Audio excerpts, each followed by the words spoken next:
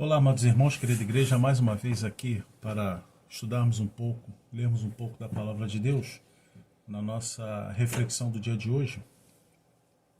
Eu gostaria de, nesse dia, refletir um pouco sobre o versículo 15 do capítulo 9 de Atos. Atos 9, versículo 15.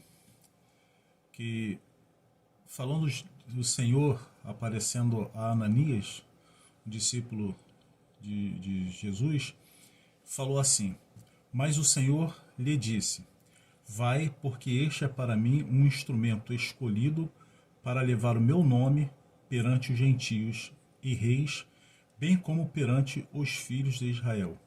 Pois eu lhe mostrarei quanto lhe importa sofrer pelo meu nome. Vamos orar a Deus.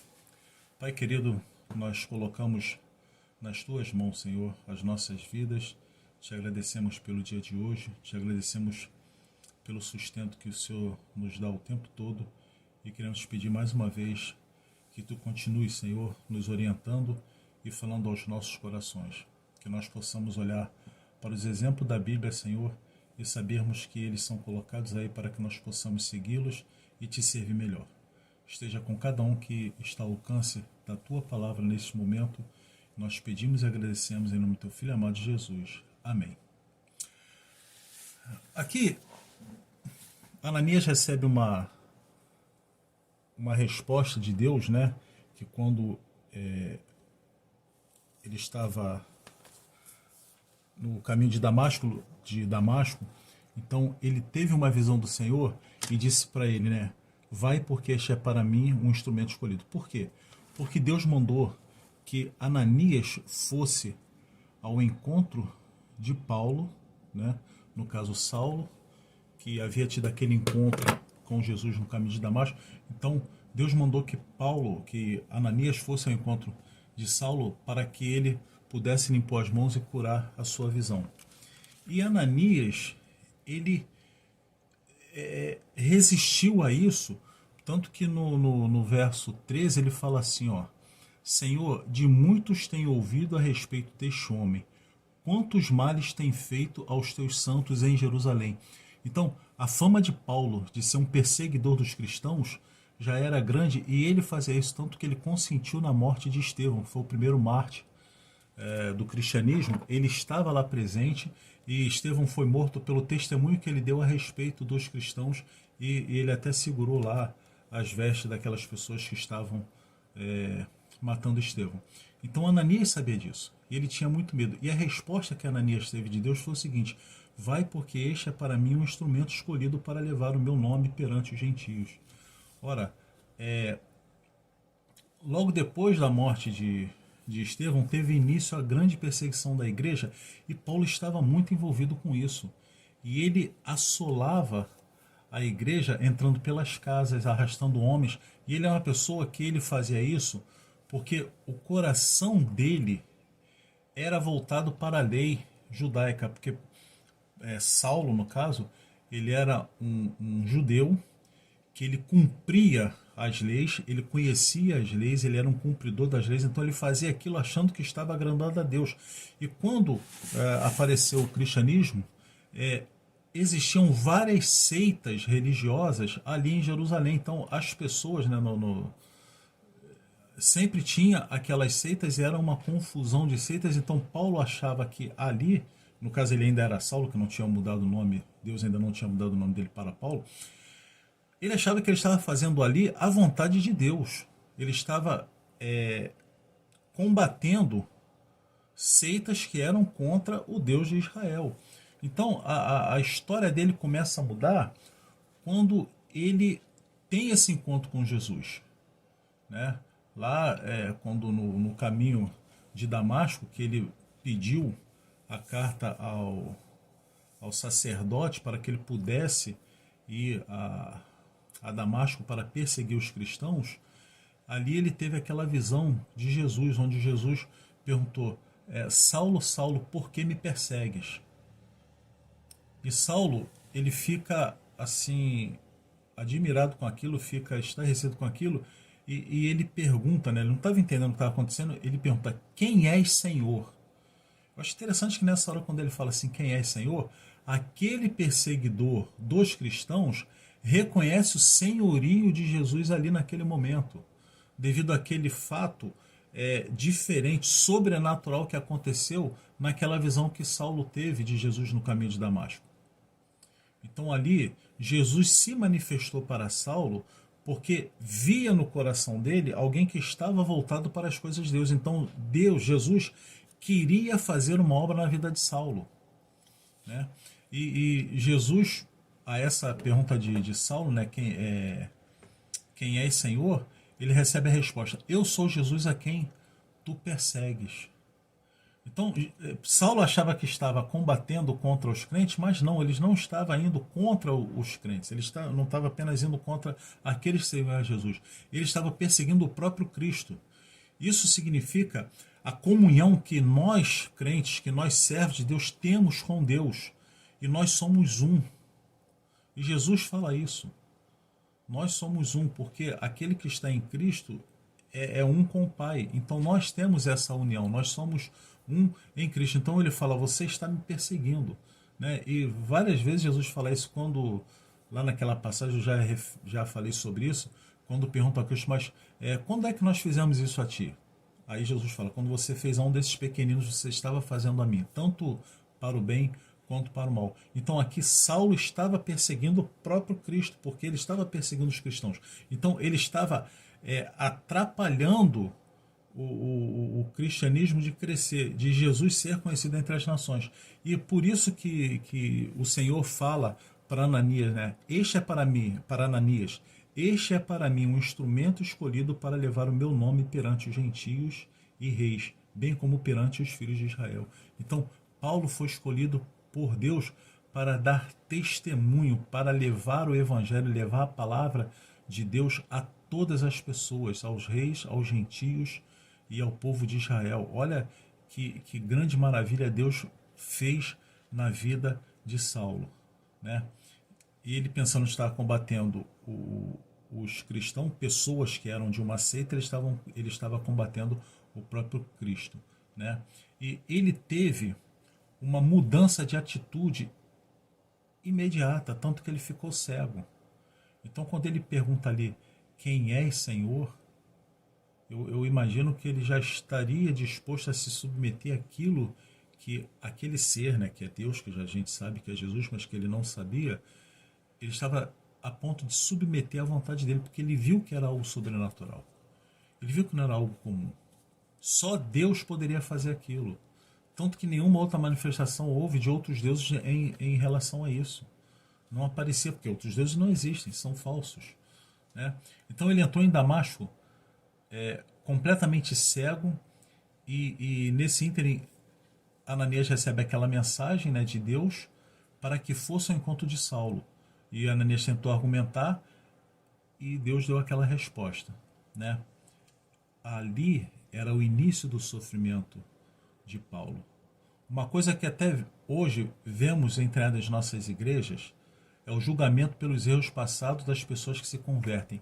Isso é uma coisa que me chama a atenção nesse texto, e que depois, tanto a desconfiança de Ananias como a desconfiança de outros cristãos ali, que eles ficaram preocupados se Paulo não ia estar ali usando algum artifício, uma artimanha para poder se aproximar dos cristãos e matá-los, porque havia essa desconfiança pelo seu passado. Infelizmente, na nossa vida hoje, nas nossas igrejas, no meio, o homem, geralmente, ele sempre fica desconfiado, ele não acredita muito na conversão da pessoa. Então tem sempre aquela desconfiança: será que é mesmo? Eu não acredito. Quantas vezes nós já não ouvimos alguém falar assim: mas ele fez tanta coisa errada, né? Fumava, bebia, fazia mal aos outros, enganava os outros, vivia fazendo um monte de coisa errada, e agora está na igreja. E agora está lá com a Bíblia debaixo do braço. Agora quer dar uma de bonzinho. Como se as pessoas não pudessem ser alcançadas por Jesus e terem as vidas transformadas. E isso foi o que aconteceu com Paulo. Paulo teve um encontro com Jesus, Jesus foi ao encontro de Paulo, se mostrou a Paulo e mostrou o que queria fazer na sua vida. E isso Deus faz hoje na vida do ser humano. Então às vezes a gente pensa até assim, eu não vou pregar o evangelho para aquela pessoa, não vou falar com ela porque esse cara é todo errado. Ele não tem compromisso nenhum com nada. Ele não tem nada a ver com as coisas de Deus. Ele é uma pessoa completamente... Eu vou perder meu tempo levando o evangelho a essa pessoa, quando que é exatamente o inverso. Essa pessoa é que precisa ser evangelizada. Porque se ela fosse boa, se ela fosse perfeita, se ela não tivesse pecado, se ela não tivesse cometido falha nenhuma na vida, ela não precisaria de Cristo, ela não precisaria de Jesus, não precisaria da salvação em Cristo. E nós sabemos que todos os homens precisam, porque a Bíblia fala que todos nós pecamos. E isso faz com que nós estejamos afastados da glória de Deus, estejamos afastados de Deus. Então todos nós precisamos disso. Todos nós precisamos de encontro com Jesus. Então nós somos muito preconceituosos nesse sentido. Achamos que aquela pessoa é tão má que o evangelho não vai conseguir transformar sua vida. Como se Deus não tivesse capacidade, poder para transformar a vida da pessoa. E é aí que nós nos enganamos. Por isso que a Bíblia fala, né? Jesus lá no final de Mateus fala: ide por todo mundo, pregar o evangelho a toda criatura. Toda criatura, não é alguns. Prega o evangelho àqueles que você acha que vai se converter. Prega o evangelho àqueles que você acha que vai aceitar. Não. Pregar o evangelho a toda criatura. Porque eu não sei, você não sabe, nós não sabemos quais são aquelas pessoas que são mais perceptíveis à palavra de Deus. Então nós temos que pregar a todos. Porque é o Espírito Santo que vai fazer a obra ali, vai convencer do pecado, da justiça e do juízo. E nós precisamos apenas sermos instrumentos de Deus para levarmos a sua palavra, né? E mais ainda, quando somos escolhidos por Deus, Ele sabe exatamente onde podemos e onde iremos chegar e a frutificação que poderemos produzir em prol do reino. Olha quanta coisa Paulo passou. Paulo foi preso, Paulo foi açoitado, Paulo foi apedrejado e dado como morto e jogado para fora da cidade. Em momento nenhum ele desistiu, porque ele sabia o que ele estava pregando, ele sabia quem ele estava servindo, né? E ele fala: porque se anuncio o evangelho, não tenho de que me gloriar, pois me é imposta essa obrigação. E ai de mim se não anunciar o evangelho. Olha só, ele colocou a missão dele de pregar o evangelho acima de qualquer coisa. Ele não tinha vergonha, ele não tinha medo, ele sabia onde ele queria chegar, porque ele foi chamado por Deus. E nós somos chamados por Deus, nós somos convocados por Jesus para pregarmos o evangelho. Pregar o evangelho implica em exemplo de vida, palavras e atitude, né? As nossas atitudes vão mostrar, as nossas palavras vão, tanto a gente pregando quanto a nossa palavra no dia a dia, as nossas conversas com as pessoas vão demonstrar o quanto nós somos de Deus e vão ser alcançados por Jesus. E Paulo teve essa transformação, e nós tivemos essa transformação, e outras pessoas terão essa transformação. Isso não tem a ver com função eclesiástica. Eu não preciso ser diácono, não preciso ser pastor, não preciso ter cargo na igreja, função na igreja, não preciso nada. Eu preciso apenas ser aquilo que eu já sou, e você precisa ser apenas aquilo que você já é. Filho de Deus, resgatado, restaurado e transformado por Jesus. E isso vai fazer a diferença na vida das pessoas. E nós sabemos o quanto Paulo escreveu, as cartas que ele escreveu no Novo Testamento, que são maravilhosas para a nossa vida, que nos ajudam muito ao nosso crescimento espiritual, a nossa vida, para nós aplicarmos aquilo na nossa vida. E tudo isso começou lá no caminho de Damasco, porque Deus já conhecia o coração de Paulo, sabia que ele queria fazer o certo. E às vezes até para aquele que não quer fazer o bem, que aquele que está sempre fazendo o mal, Deus também transforma. Ser escolhido não significa a isenção de problemas e dificuldades. Saulo enfrentou muitas adversidades, em trabalhos e fadigas, em vigília muitas vezes, e com fome e sede, em jejum muitas vezes, em frio e em nudez.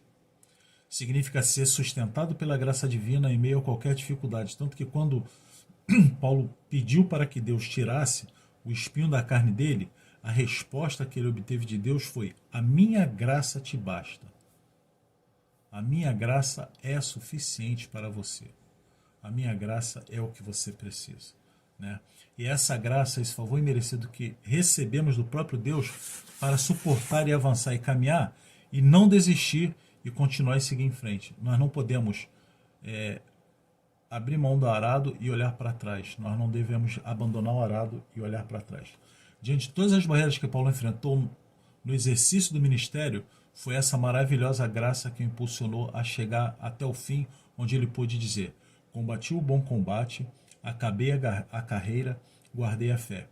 Desde agora a coroa da justiça me está guardada, a qual o Senhor justo juiz me dará naquele dia, e não somente a mim, mas também a todos os que amarem a sua vinda. Assim, 2 Timóteo 4, 7 e 8. A fé não desfaleceu e a esperança de um galardão vindouro permanecia. A nossa fé, ela é em Jesus Cristo, que nos promete que um dia voltará. Assim como Saulo foi chamado por Deus para sofrer por ele, para levar a sua palavra a todas as pessoas, nós também somos chamados hoje. Nos momentos mais difíceis, nos momentos de crise, nos momentos mais complicados da vida, Deus usa o seu povo para ser refrigério para aqueles que precisam. Tenho por certo isto mesmo, que aquele que em vós começou a boa obra, a aperfeiçoará até ao dia de Jesus Cristo, até o dia da volta de Jesus Cristo. Que Deus possa abençoar a cada um de nós e nós possamos sempre ter em mente que Deus quer transformar vidas, todas as vidas. Todas elas são importantes para Deus. Não aquelas que eu acho que são importantes, não aquelas que eu acho que possam ser alcançadas por Deus, mas todas. E Deus que vai fazer a obra. O Espírito Santo que vai atuar na vida de cada um. Que Deus a tanto nos abençoe e aplique a sua palavra em cada um dos nossos corações. Amém.